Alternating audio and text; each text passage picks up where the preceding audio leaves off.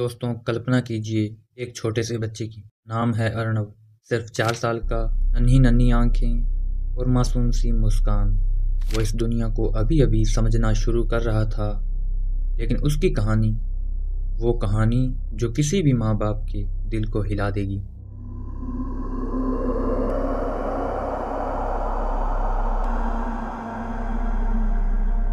अर्णव का जन्म हुआ लखनऊ में। उसकी माँ स्वाति अपने बच्चे को इस दुनिया में लाकर खुद इस दुनिया से चली गई।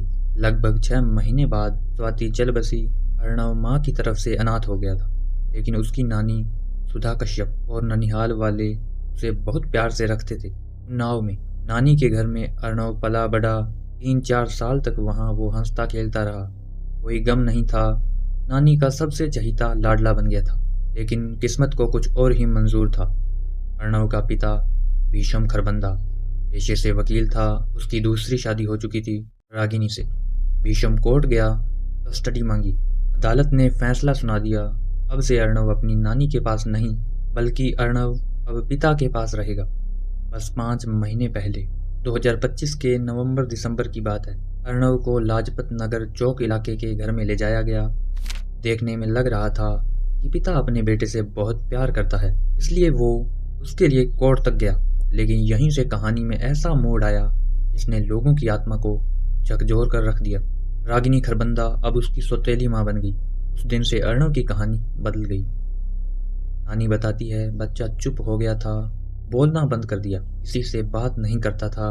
पड़ोसी देखते थे कि अर्णव को फुल स्लीव कपड़े और मंकी कैप पहनाकर बाहर भेजा जाता, गर्मी के दिनों में भी। आखिर क्यों? क्योंकि उसके शरीर पर चोटों के निशान छिपे रहे। घर के अंदर क्या हो रहा था कोई नहीं जानता था, लेकिन अर्णव की नानी और मामा को शक होने लगा। वे मिलने जाते, लेकिन भीषम और रागिनी बहाने बनाते।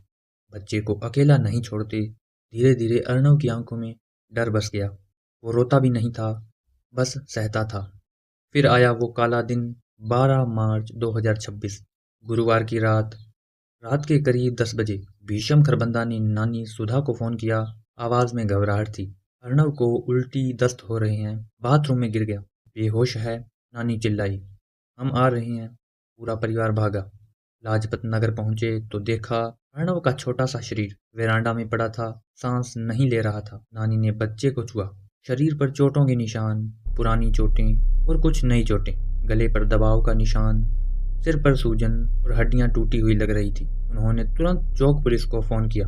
पुलिस आई, बॉडी को पोस्टमार्टम के लिए भेजा। अगले दिन पोस्टमार्टम रिपोर्ट आई। डॉक्टर ने लिखा कि अर्णव के शरीर पर 18 से ज्यादा गंभीर चोटें थी और कई हड्डियां टूटी हुई थी। कुछ चोटें पुरानी थी, मतलब लंबे समय से मारपीट हो रही थी। नानी सुधा ने तहरीर दी। उन्होंने बताया, मेरे नाती को लालच के लिए मारा गया। सौतेली माँ रागिनी जो रोज पीटती थी। अर्णव का पिता भीषम अपनी पत्नी का साथ देता था। इलेक्ट्रिक शॉक भी। जी हाँ, एक बाप और सौतेली माँ इस कदर तक गिर चुके थे, निशान छिपाने के लिए कपड़े पहनाए जाते थे। पुलिस ने तुरंत एक्शन लिया। डिप्टी कमिश्नर और एसीपी चौक राजकुमार सिंह की टीम ने केस दर्ज किया। आईपीसी 302 के तहत 14 मार्च 2026 को पुलिस ने दोनों को पकड़ लिया। भीषम खरबंदा 35 साल का और रागिनी खरबंदा लगभग 30 साल की थी। नेहरू युवा केंद्र के पास से गिरफ्तारी हुई। दोनों को जेल भेज दिया। लेकिन कहानी यहीं नहीं खत्म हुई। जब पुलिस आरोपी को घर ले जा रही थी तो पूरा चौक इलाका भड़क उठा। सैकड़ों लोग इकट्ठे हो गए। भीड़ चिल्ला रही थी, इन्हें हमें सौंप दो, हम न्याय करेंगे। पिता को थप्पड़ मारे गए, सौतेली माँ को गालियां दी गई। लोग रो रहे थे। पुलिस को भारी तैनाती करनी पड़ी। भीड़ को कंट्रोल करने के लिए लाठीचार्ज तक की नौबत आई। पुलिस पूछताछ कर रही है। अर्णव की आत्मा को न्याय मिलेगा या नहीं, ये समय बताएगा। लेकिन ये कहानी हमें एक सबक देती है। घर सबसे सुरक्षित जगह माना जाता है, लेकिन कभी कभी वो सबसे बड़ा खतरा बन जाता है। अर्णव जैसी सैकड़ों कहानियां हर दिन सुनाई देती हैं। अगर आपके आसपास कोई बच्चा डरता हो, चुप रहता हो या चोटों के निशान छुपाता हो, तो चुप मत रहिए। चाइल्ड हेल्पलाइन नंबर, एक कॉल से एक जिंदगी बच सकती है। उस छोटे बच्चे ने कभी किसी को नुकसान नहीं पहुंचाया, फिर भी उसकी जिंदगी छीन ली गई। हमारे साथ हमारी कम्युनिटी का हिस्सा बनने के लिए क्राइम एंट्री को सब्सक्राइब जरूर करिएगा। मिलते हैं अगले केस में।